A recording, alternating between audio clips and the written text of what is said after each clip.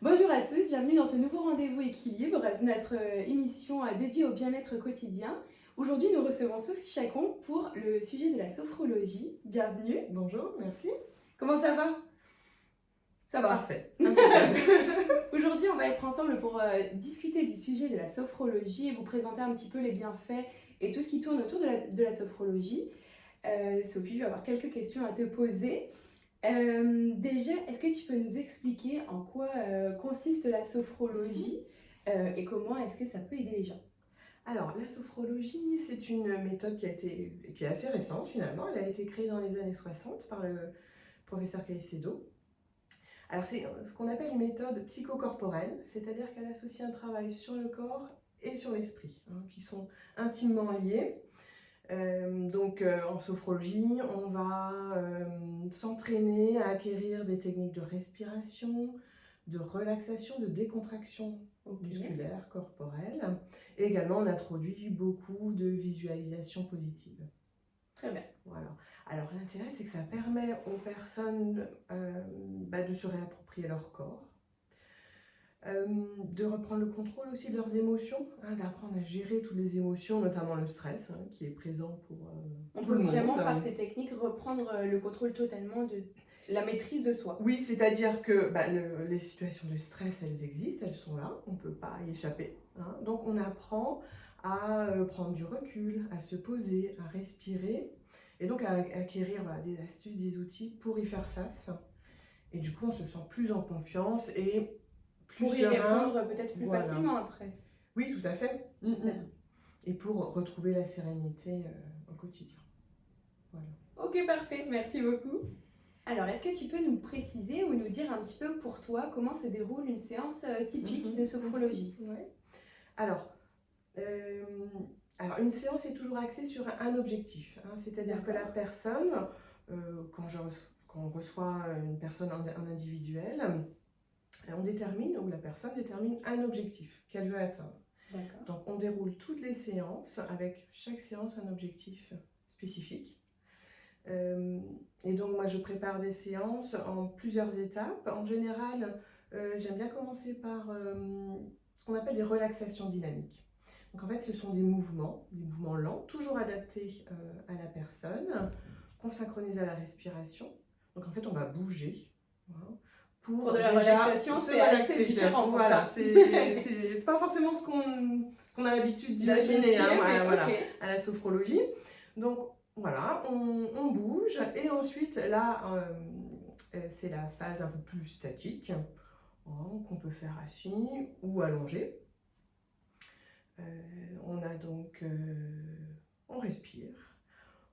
On se détend le corps, ensuite l'esprit, et après arrive le travail vraiment sophrologique avec des visualisations spécifiques, des techniques particulières adaptées selon les besoins du client. Est-ce que tu peux nous dire quelles sont les techniques de relaxation que tu utilises toi dans la pratique de la sophrologie? Alors, il y a pas mal de techniques de relaxation corporelle. Il y en a certaines que j'affectionne particulièrement. Après, je m'adapte toujours aussi à la personne que je rencontre. Mais j'aime bien apprendre à la personne à se détendre avec ce qu'on appelle un scan corporel. C'est-à-dire qu'on va petit à petit, partie par partie, se relâcher. Se relâcher. Je suggère à la personne qu'elle va se détendre, et j'aime bien utiliser l'image dans les près de la mer, donc de la vague, de visualiser une vague qui vient petit à petit recouvrir le corps et diffuser de la détente. Super. Ça c'est un exemple de relaxation que j'aime bien faire.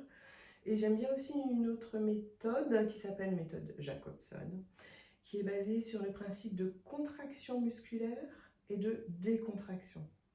D'accord. Et ça apporte très rapidement à la personne une impression vraiment de relâchement. C'est très efficace et les ressentis sont assez rapides et agréables. Génial. C'est-à-dire que la personne se contracte puis se décontracte à plusieurs intervalles? Voilà, alors je guide la personne vraiment. Et donc on découpe le corps en plusieurs parties. Ok. Figuré, bien sûr. Dans l'idée. Voilà. On va commencer par exemple par la tête. Et donc j'invite la personne à inspirer. On bloque et sur la rétention d'air, on va, voilà, je ne vais pas le faire, on va vraiment contracter tous les muscles du visage, voilà, c'est ça, tous les muscles du visage pendant quelques secondes et ensuite on relâche. Et là, eh bien, on accueille tout ce qui se passe et assez rapidement on se dit, ah bah oui, on ressent quelque chose. Ouais, on a l'impression que notre peau a peut-être une texture différente. C'est le relâchement musculaire. Génial, si à la maison vous voulez tester, n'hésitez pas. Tout à fait.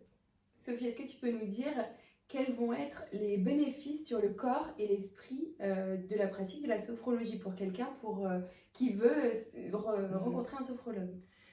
Eh bien, la sophrologie a pour objectif déjà de permettre d'être en conscience avec son corps, de se réapproprier la conscience de son corps, de s'écouter, tout simplement, d'arriver à repérer peut-être les zones de tension. À mieux comprendre en fait ce qu'on ressent à l'intérieur. C'est ça, être voilà, plus proche de tous nos ressentis. Et donc, c'est la première étape finalement, de réaliser qu'on a peut-être des tensions pour pouvoir ensuite apprendre à se détendre.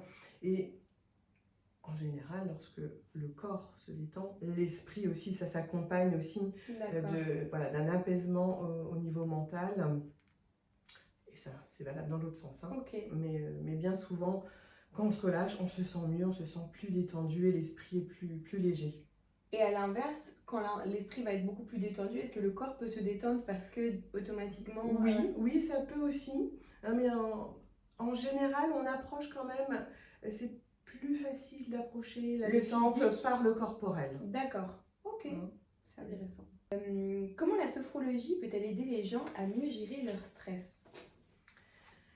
Alors, c'est tout l'objet effectivement de la sophrologie. Enfin, voilà, on est dans le cœur du sujet. Ah ouais. Beaucoup de personnes viennent pour ça. C'est vraiment, on va apprendre à se poser, à prendre du recul. Okay. On va apprendre à mettre de la distance avec les événements pour faire un petit peu le tri dans ses pensées. Donc pour ça, on utilise vraiment des outils pour être vraiment concret. On va utiliser la respiration. C'est vraiment un outil essentiel du quotidien qu'on réapprend parce qu'évidemment on respire de façon automatique. C'est obligatoire même. Mais on respire mal. Très bien. On respire mal, donc c'est vraiment un apprentissage, un entraînement, parce que la sophrologie c'est également ça. C'est on reproduit, on apprend et on évolue de plus en plus, et notamment la respiration est un outil essentiel pour apprendre à gérer son stress. Après, ça peut être aussi des visualisations agréables qui peuvent permettre de se recentrer sur le positif, sur des perceptions plus agréable et permettre de libérer le stress, de chasser les angoisses. Ok, super, très bien. Sophie, comment est-ce que tu pourrais utiliser la sophrologie pour aider les personnes qui vont être atteintes de troubles du sommeil? C'est aussi un motif de consultation assez récurrent. Donc déjà, je creuse un petit peu avec les personnes quand même. Pour comprendre ce problème. Pour comprendre la problématique du sommeil. Alors j'en profite aussi pour ajouter qu'on vient toujours en complément de l'aspect médical. D'accord. Si je soupçonne qu'il y a une problématique particulière médicale, évidemment j'invite la personne. Avec un praticien. C'est vraiment en complément toujours avec le médecin. On ne remplace jamais le médecin. Très bien. Et je m'assure, quelle que soit la problématique, qu'il y a bien un suivi médical. Et pour certains problèmes spécifiques, c'est de toute façon, moi, je ne ferai rien tant que la personne n'a pas consulté un médecin. Super, déjà c'est bon à préciser. C'est important. Donc pour les problèmes de sommeil, la sophrologie aussi peut être très très très aidante, puisque bien souvent le sommeil est dégradé parce qu'on a un stress, une anxiété chronique ou parce qu'on fait face à un événement particulier. Hein. Un bouleversement. On prépare un examen, donc ça nous stresse, etc. Donc on va apprendre avec les techniques de gestion du stress à apaiser le système nerveux. Et on a aussi des techniques vraiment spécifiques, des techniques sophrologiques spécifiques pour améliorer le sommeil. On va par exemple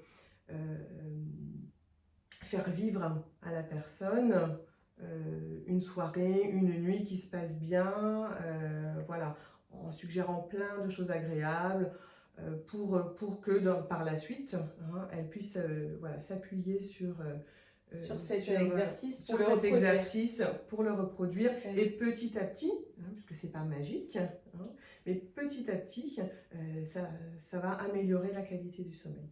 Génial. C'est-à-dire qu'aujourd'hui, tu as quelques techniques qui sont spécialement dédiées à l'accompagnement des personnes qui ont des troubles du sommeil. Oui. Super. Oui. Ok. Oui, complètement. Hein. Alors ça intègre, il y a plusieurs séances. Bien sûr. On travaille sur beaucoup de choses, mais après on fait vraiment une séance spécifique avec une technique particulière sur le sommeil. Problématique. Oui. Génial. Super. Sur un autre sujet, est-ce que tu peux m'expliquer ou en tout cas me dire si la sophrologie aujourd'hui peut aider les personnes qui sont atteintes de TMS? Donc pour rappeler, les TMS, c'est les troubles musculo-squelettiques pour les personnes qui font régulièrement les mêmes gestes, pour des personnes qui vont être dans des métiers manuels plutôt, donc des problèmes au niveau des articulations, des jambes, du dos. Donc est-ce qu'on a aujourd'hui peut-être des recommandations en sophrologie sur ce sujet? Alors, c'est vrai que c'est souvent des problèmes de posture, de répétition et donc des douleurs qui peuvent effectivement s'installer. Alors là, vraiment, on vient en complément de tout. On travaille, ça met en complément peut-être d'un kiné, d'un ostéopathe. Il y a d'autres praticiens vraiment qui travaillent sur le spécialistes. Corps, hein, mais comme je disais, ça permet quand même d'être plus à l'affût, plus à l'écoute de nos ressentis et de peut-être d'arriver du coup à corriger sa posture. Et quand il y a vraiment des douleurs, on peut aussi atténuer la perception des douleurs par la sophrologie. Là aussi, on dispose de techniques spécifiques qui vont permettre à la personne d'apprendre à ressentir moins fortement ces sensations désagréables, voire douloureuses. D'accord. Et sur un autre sujet, encore une fois, on va aborder plusieurs thèmes. Est-ce que la sophrologie peut accompagner des femmes enceintes durant leur grossesse pour donc mieux prendre connaissance de leur corps, de ce qu'elles ressentent? Oui, là complètement. C'est vrai que c'est une belle application de la sophrologie, une belle utilisation en tout cas pour les futures mamans. Elles vont, par la sophrologie, apprendre à rentrer vraiment en connexion avec leur corps et avec leur bébé. Hein, la sophrologie, c'est vraiment des moments privilégiés, je pense, où elles vont vraiment mettre tous leurs sens en éveil. Pour être en connexion, en communication avec leur bébé. Et puis, on peut aussi apprendre à mieux anticiper, mieux appréhender l'accouchement, qui est souvent une étape un peu compliquée, un peu anxiogène pour les mamans, à juste titre. Donc voilà, on va apprendre la respiration abdominale, là pour le coup, qui va vraiment être très utile au moment d'accouchement, par exemple. On va préparer les mamans et on va leur permettre de vivre de façon anticipée et positive l'accouchement. Génial. Pour que une fois que tout ça va, quand ça va arriver, elles se disent voilà, je sais faire, je suis préparée, j'ai les outils pour que ça se passe bien, je sais que je peux respirer si jamais je ressens des douleurs, et puis du fait qu'elles aient déjà vécu ces situations par l'exercice, c'est l'appréhender avec beaucoup moins de stress. De façon plus sereine. C'est génial. Plus en conscience. Super, ok. Et pour une dernière thématique au sujet des personnes que ça peut aider, est-ce que la sophrologie va pouvoir aussi accompagner les personnes qui vont avoir des troubles chroniques? Des maladies chroniques? Oui, Alors, oui, oui, effectivement, là encore, hein, la sophrologie peut accompagner, peut soulager hein, les personnes qui vivent avec effectivement je pense aux douleurs, aux désagréments. Comme je disais tout à l'heure, hein, ça génère du stress, forcément, oui. hein, d'être tout le temps douloureux, ou si on n'est pas douloureux, on Voilà, sait que ça va revenir, voilà. voilà.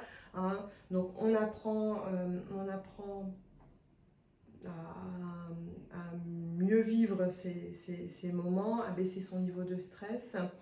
Et comme je disais tout à l'heure, on a aussi des techniques pour euh, remplacer la douleur par une sensation agréable. D'accord. Hein. Et ça, alors ça nécessite de l'entraînement, ça nécessite que les personnes soient vraiment motivées. Hein. Comme toujours en sophrologie, il faut une vraie implication parce que ça va être bénéfique si on réutilise ce qui a été fait lors de la séance. Hein, j'insiste vraiment beaucoup là-dessus auprès des personnes qui me consultent.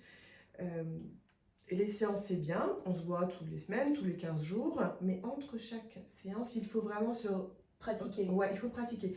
Pour s'approprier les outils, pour les rendre de plus en plus efficients, on va dire, hein, Oui, il faut vraiment les pratiquer. bien sûr. Voilà. Ce qui paraît Sinon, logique, de vraiment pouvoir progressivement être plus à l'aise sur cette technique. Ouais, complètement, puisque les premières fois, on se dit non, je ressens pas, j'ai du mal. Donc, Bien sûr. voilà, j'encourage les gens à faire et à refaire, et petit à petit. C'est la première marche de l'escalier. C'est ça. Et après, voilà, une fois que les premiers effets se font sentir, les personnes comprennent qu'effectivement, il faut s'entraîner, notamment sur ces thématiques de douleur, hein, qui nécessitent plusieurs séances en cabinet et de l'entraînement à la maison pour pouvoir après utiliser et vraiment ressentir des bénéfices, des bienfaits. Alors, soulager ou au moins, comme je disais, hein, remplacer, recouvrir autant que possible les perceptions inconfortables. Pour savoir, est-ce que la sophrologie peut accompagner des personnes qui ne sont pas du tout sujets au stress? Oui, ah bah complètement. Et heureusement. C'est vraiment aussi ça peut être vécu comme une technique de développement personnel. D'accord. Alors, c'est bien quand on a un objectif. Hein, ça peut être à un moment de sa vie, on a envie de changer des choses ou on sait qu'on va vivre un moment compliqué, voilà, donc un événement particulier. Donc, ça peut être à l'occasion de ce moment-là intéressant de pouvoir effectivement faire appel à la sophrologie. Mais ça peut être aussi voilà, une façon de vivre différemment, de se reconnecter à plein de choses, de vivre en pleine conscience, voilà, de mettre tous ses sens en éveil pour vivre les choses différemment, de façon positive. Ok, voilà. Super, c'est bon à savoir.